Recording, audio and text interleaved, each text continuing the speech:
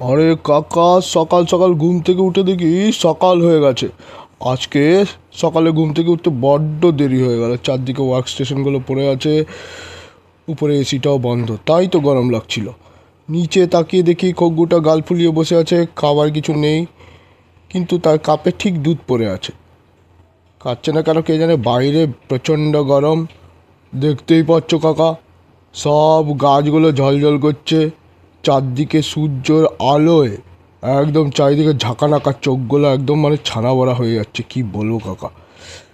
এদিকে দেখি ঘরের মধ্যে একদল পিঁপড়ে বাইরে থেকে কি করে যেন ঢুকে পড়েছে।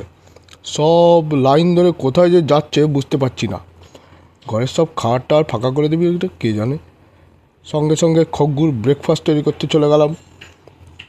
কিছু ওই আলুর ছিলকে আর কি কি সব ছিল, সবজি কাটার ছিলকে, এগুলো দিয়ে খগ্গুর দারুণ ব্রেকফাস্ট তৈরি করলাম। বাইরে থেকে দেখছি গাছগুলো চেঁচামেচি করছে, জল চাই জল চাই, প্রচণ্ড গরম। কি করব, সবগুলো গাছকে একটু জল দিয়ে দিলাম। বাবা, তোরা একটু ঠান্ডা হয়ে শান্তি হ, চুপচাপ থাক, চেঁচামেচি করিস না বাইরে থেকে, কানগুলো এমনি ঝালাপালা হয়ে যাচ্ছে। সব গাছে একটু একটু জল দিয়ে দিলাম। দেখো কেমন সবুজ হয়ে উঠেছে, ফুল টুল ফুটেছে, দারুণ লাগছে বলো কাকা।